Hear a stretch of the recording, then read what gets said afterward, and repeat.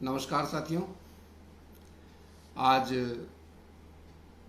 वित्त मंत्री निर्मला सीतारमण द्वारा 12 अक्टूबर को जो राहत पैकेज घोषित किया गया है उस पर बातचीत करेंगे। बातचीत का टाइटल है वित्त मंत्री श्रीमती निर्मला सीतारमण जी का चौथा स्टिमुलस पैकेज का झुंझुना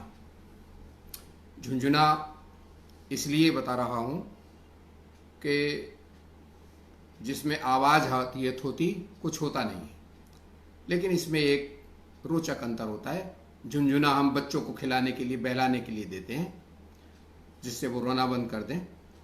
ये स्टिमुलस पैकेज मूल रूप में जो उद्योगों के लिए, व्यापार के लिए और आर्थिक जो अर्थव्यवस्था है उसमें मद्दी को दूर करने के लिए दिया जाता है। सरकार ने जो ये चौथा स्टिमुलस पैकेज दिया है, इसकी एक बड़ी मजेदार बात है कि जिन उद्योगपतियों को ये पता है कि ये कुछ भी नहीं है, वो भी कह रहे हैं ये एक अच्छा कदम है, अच्छी दिशा है।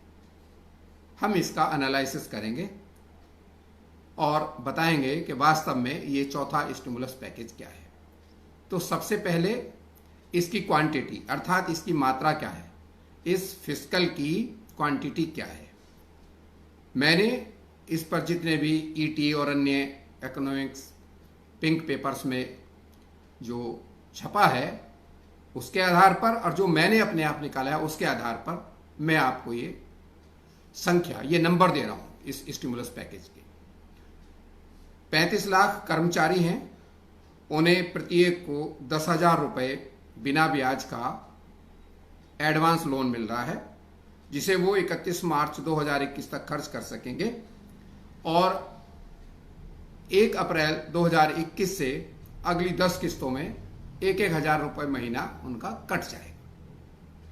दूसरी बात, क्योंकि एलटीसी के रूप में दिया है तो एलटीसी के विषय में मैं आपको बता दूं, ये बड़ा जटिल है एलटीसी की प्रक्रिया। एक कैलेंडर ईयर जो इसका बनता है उसमें 10 दिवस की आप लीव एनकैशमेंट ले सकते हैं केंद्रीय कर्मचारी। और जितने भी सरकारी दल्ले हैं उन्होंने और तथाकथित मीडिया ने उसमें सबकी सैलरी ये मान के चल रहे हैं कि 3 लाख है, इसलिए उन्होंने जितने भी गुणनखंड दिए हैं वो कहा है कि 10 दिन की सैलरी का 1 लाख रुपया, जबकि बेसिक और डीए होता है केवल लीव एनकैशमेंट में।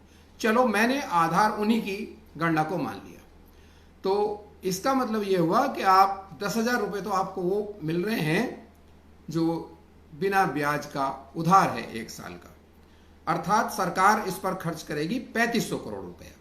35 लाख पर सीधे 10,000 के हिसाब से 3500 करोड़ रुपया। दूसरा भाग इसमें है जो 25,000 करोड़ रुपया रोड इंफ्रास्ट्रक्चर के लिए एलोकेट कर रहे हैं और 8,000 करोड़ रुपया ये आपके सैनिक बजट के लिए दिया गया है। तो मूल रूप में 25,000 करोड़, 8,000 करोड़ यानी 33,000 करोड़ और 3,500 करोड़, तो कुल मिलाकर 36,500 करोड़। राउंड फिगर में आप इसे 37,000 करोड़ का स्टिमुलस पैकेज मान सकते हैं। वित्त मंत्री सीतारमण ने एक और इसमें क्लाज है जिसमें अगले 50 साल तक रिपेमेंट करने वाला बिना ब्याज का 12,000 करोड़ रुपया राज्य भी उधार ले सकते हैं। लेकिन राज्य को दिए जाने वाले इस उधार में एक जगलरी की है, उसमें उत्तराखंड और 2 और बीजेपी शासित राज्यों को तो अभी फंड एलोकेट कर दिया है, जिसमें उस 12,000 करोड़ का लगभग 50% है और बाकी पूरे भारत के लिए जो 6-7 हजार करोड़ रुपया है वो वित्त कमीशन में उनके हिस्से के अनुसार उनके मांगने पर एलोकेट किया जाएगा। अर्थात गुड फॉर नथिंग, रेत पे मुता पाप न पुण्य। अब जो एग्जैक्ट फिगर है जो सरकार की तरफ से बताई जा रही है वो 73,000 करोड़ का फिस्कल पैकेज बताया जा रहा है। 73,000 करोड़ का फिस्कल पैकेज कैसे है वो आप देखिए कि 10,000 प्रति व्यक्ति केंद्रीय कर्मचारी को जो वो दिया जा रहा है लोन, उससे कहा जा रहा है यदि आप इसमें 3 गुना पैसा मिलाकर और आप जो 10 दिवस की लीव एनकैशमेंट ले रहे हैं अर्थात 1 लाख रुपया, तो यदि 10,000 रुपए सरकार के से आपको लेने हैं बिना ब्याज के लिए, बिना ब्याज दिए, तो आपको 1,30,000 रुपए खर्च करने होंगे। अब इसका जो टोटल कैलकुलेशन बैठता है कि यदि आपको 30,000 ब्याज की छूट लेनी है तो आपको 3 लाख रुपए खर्च करने होंगे। वो खर्च भी कैसे करना होगा कि आपको उन चीजों में खर्च करना होगा जिन पर जीएसटी 12% है, और ये 12% जीएसटी आप उन दुकानदारों से, उन शॉपकीपर से या उन कंसर्न से खरीदेंगे जो जीएसटी में रजिस्टर्ड हैं।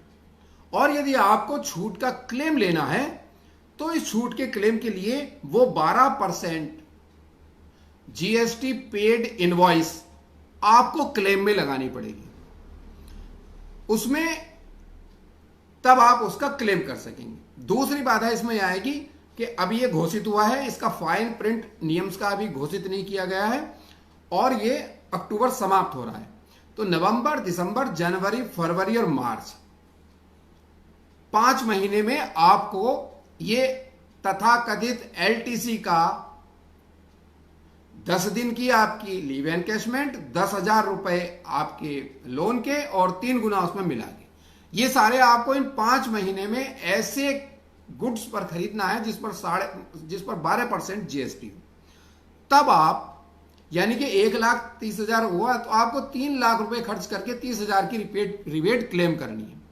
अब इस रिबेट में एक बात देखिए, क्या रिबेट क्लेम करने में जो भी लोग टैक्स प्लानिंग करते हैं, सैलरी पे लोग जो टैक्स प्लानिंग करते हैं, वो उनकी एक लिमिट है कि अपर लिमिट आपको 1.5 लाख रुपए की छूट है।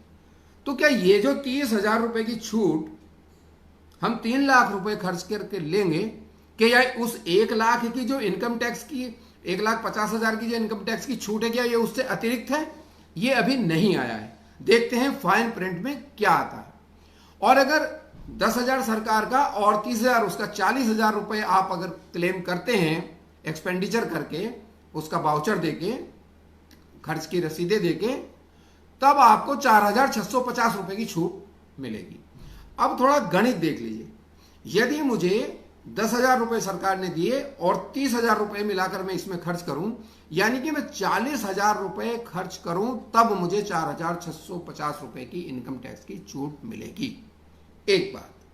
दूसरी बात, क्या गवर्नमेंट एम्प्लॉई जो सैलरी पेड है वो आपके एक 30,000 की छूट के लिए, यदि वो उस ब्रैकेट में आ पाया, तो अगर पहले से उसकी बचत 1,50,000 की छूट को क्वालिफाई नहीं कर रही है, तो तब वो 3 लाख रुपए और खर्च करे, तब आपकी वो छूट प्राप्त होगी।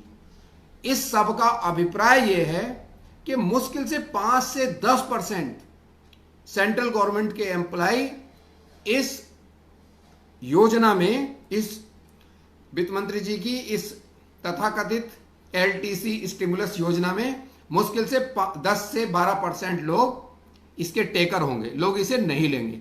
ये कोई भी आपका 10,000 रुपए लेकर 12% का टैक्स देकर जीएसटी वाली चीजें खरीदकर 4,650 रुपए का टैक्स की छूट के लिए अपनी जेब से 30,000 रुपए और खर्च करेगा, ऐसी मनोदशा कर्मचारी की इस ऐसे संकट में नहीं है। दूसरी बात, अब आप आते हैं इसके जो 2 पैकेज 5 महीने में दिए हैं 31 मार्च 2021 तक, जिसका अभी फंड भी एलोकेट नहीं हुआ है, जिसका प्रारूप एलोकेट नहीं हुआ है, या आपने ईयरमार्क करके जो अधूरे प्रोजेक्ट हैं, क्या उनके लिए आपने ऐसा दिया है?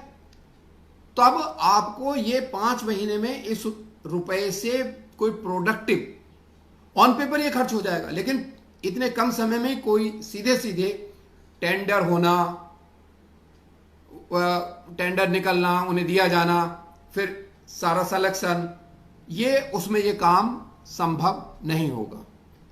एक और इसमें तीसरा पार्ट है स्टिमुलस का, वो है हाउसिंग के लिए।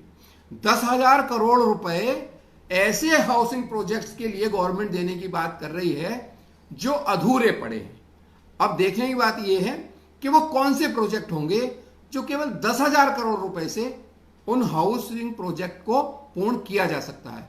ये बिल्कुल हाइपोथेटिकल है और इससे कोई भी हाउसिंग प्रोजेक्ट की कॉस्ट देखिए आप जाके, 10,000 करोड़ रुपए ऊंट के मुंह में जीरा भी नहीं है, ये इसकी स्थिति है। 8,000, अब क्योंकि उसमें ईयर मार्क तो नहीं है, ये मैंने निकाला है कि जो उन्होंने 3-4 जो आर्थिक विशेषज्ञ हैं उन्होंने, एक ने 31,700 करोड़ इसकी फिस्कल वैल्यू निकाली है, एक ने 37,000 करोड़ निकाली है। मैंने 25 और 8 33 और 3 36,500 करोड़ निकाली है। तो मैं इसके अपर साइड में गवर्नमेंट को बेनिफिट देते हुए मैं 37,000 करोड़ मानता हूं इस फिस्कल स्टिमुलस की वैल्यू।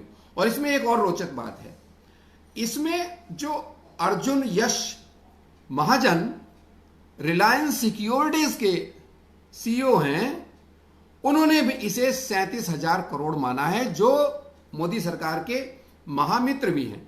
तो मैं सारा बेनिफिट सरकार को देते हुए इस स्टिमुलस पैकेज को 37,000 करोड़ का मान लेता हूं। अब इसके विषय में आप देख लीजिए कि जो विशेषज्ञ हैं, 3 विशेषज्ञों ने इस पर, वैसे तो 5 ने राय दी है, लेकिन 3 ने एग्जैक्ट राय दी है, और जो एसएचओएम के जो चेयरमैन हैं, जो गोयनका साहब, उन्होंने एक कोई जो व्यापारी वर्ग का प्रतिनिधित्व करने वाला आदमी गवर्नमेंट के सामने रीरी करते हुए कहता, हाँ आप बहुत अच्छा कर रहे हो, उन्होंने उस तरह की राय दी है। उन्होंने कहा यह अच्छा कदम है, इसकी अच्छी दिशा की ओर कदम है गवर्नमेंट का। लेकिन एग्जैक्ट जो प्रभाव वाले लोग हैं, उसमें मैं सबसे पहले ले रहा हूं वर्कले का जो संजय बाजोरिया है। उन्होंने इस स्टिमुलस वैल्यू इस पैकेज की 31,700 करोड़ माना है, और उसका कोई विशेष प्रभाव आर्थिक प्रगति पर या अपनी जो गिरती हुई अर्थव्यवस्था है उसे संभालने में, मांग क्रिएट करने में कोई खास प्रभाव नहीं डाल पाएगी। संजय दत्त क्वांटम सिक्योरिटी, ये एक इन्वेस्टमेंट फर्म है और शेयर ब्रोकर फर्म है, और ये व्यक्ति बेसिकली तेजड़िया है। मैं 20 साल से भी अधिक से क्वांटम सिक्योरिटी के संजय दत्त को जानता हूं। वो बहुत सोबर हैं और बहुत ही नपे तुले व्याख्या करते हैं।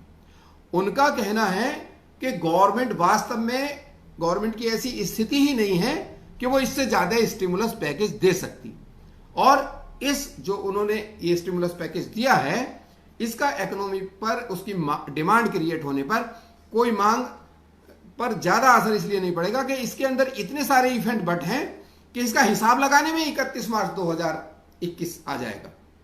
तीसरे जो विशेषज्ञ हैं वो अर्जुन यश महाजन, ये रिलायंस सिक्योरिटीज का बिजनेस देखते हैं, और उन्होंने इसका एनालिटिकल वैल्यू निकालते वक्त, वित्त मंत्री निर्मला सीतारमण ने जो पैकेज दिया है, इसका जीडीपी में 6% का वैल्यू है, अर्थात इससे जीडीपी ग्रोथ में या मांग की वृद्धि में कोई प्रभावी अंतर होने नहीं जा रहा है। हाँ, सड़कों के निर्माण के लिए जो 25,000 करोड़ रुपया उन्होंने रखा है, उसके लिए उन्होंने कुछ कहा है कि हाँ ये ठीक है, इससे कुछ क्षेत्र में लाभ होगा, लेकिन वो जीडीपी में टोटल लाभ 0.16% के करीब, ये सारे का सारा 37,000 करोड़ की वैल्यू क्रिएट कर सकती है अगर ये इंप्लीमेंट हो जाए तब। और एलटीसी, उसका तो मैं आपको बता ही चुका हूं कि एलटीसी केंद्रीय कर्मचारी जो 35 लाख हैं, ऐसे कोरोना के भयातुर वातावरण में घूमने तो वो कहीं जा नहीं सकते थे।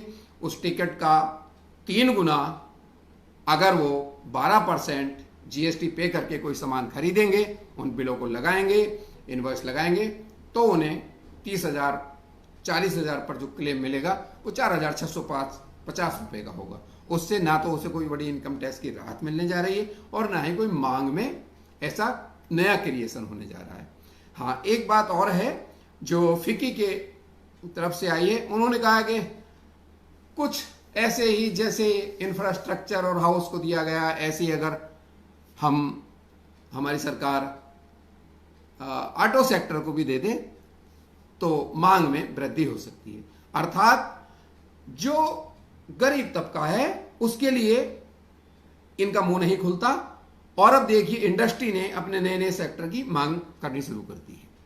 यह बात अधूरी रह जाएगी, इसका एनालाइज मैंने बीबीसी चल रहे इस स्टिमुलस पैकेज के विषय में जो मिथ्या, पूर्ण रूप से झूठी खबर और विश्व के महानतम लोग जिन्हें नोबेल प्राइज मिला है इकोनॉमिक्स में, अभिजीत बनर्जी, उसके स्टेटमेंट को और उनके वक्तव्य को और उनके उद्देश्य को प्रसारित किया जा रहा है।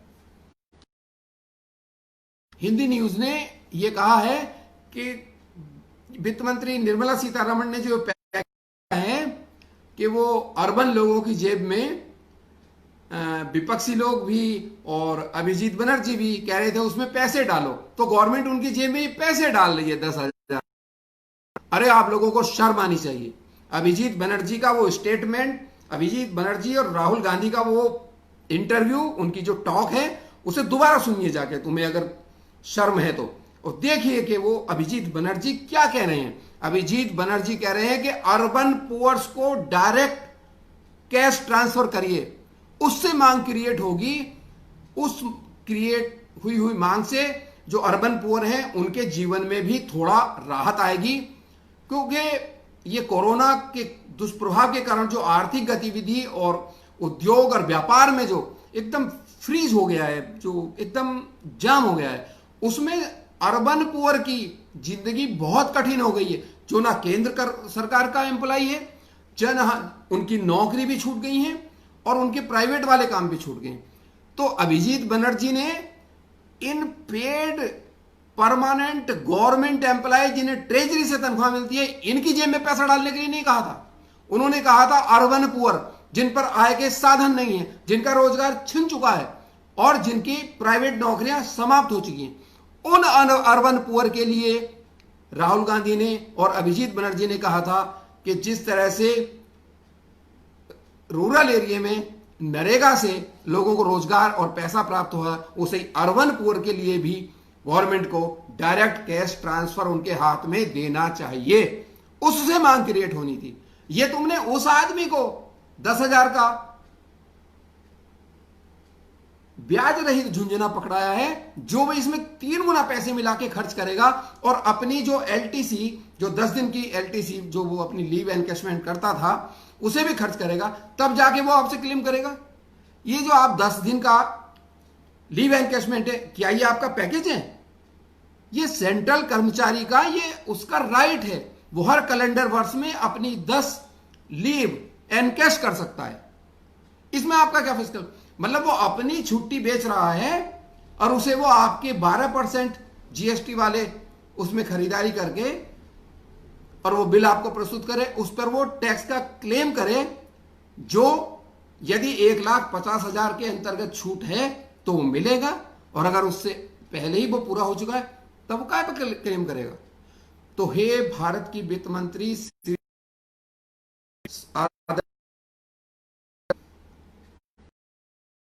अगर आप जरूरत सहायता की है, पहले आपने दिया कि हाँ ये सस्ता लोन ले लीजिए, कहा चलो बिना ब्याज का लोन ले लीजिए। क्या आपको नहीं पता बैंकों की स्थिति का? क्रेडिट ऑफ उनमें है, क्योंकि लगभग 3.5 दिए बैंकों में टेक लेकर नहीं है क्योंकि उसके कोई इंडस्ट्री में लगाने का कोई डिमांड नहीं है। डिमांड नहीं है तो वो प्रोड्यूस क्यों करें? जितनी भी इंडस्ट्री है, जनवरी की इंडस्ट्री 60 से 70% पर कैपेसिटी पर रन कर रही थी। काहे के लिए? वो आपके इस तथाकथित राहत पैकेज के बदले में प्रोडक्शन बढ़ा देंगे। कुछ नहीं होगा। में होता है कंपनियों की, व्यापारियों की, उसे निकाला जा सकता है इन त्योहारों के बदले में। तो जो ये त्योहार पे पहले एडवांस देने या बोनस देने की जो परंपरा थी और इसी में व्यक्ति अपनी 10 छुट्टी बेच सकता था, इसे आप किस प्रकार? बिल्कुल हाँ, राज्यों फिर भेदभावपूर्ण, जो बीजेपी शासित केवल 3 राज्य हैं, जिस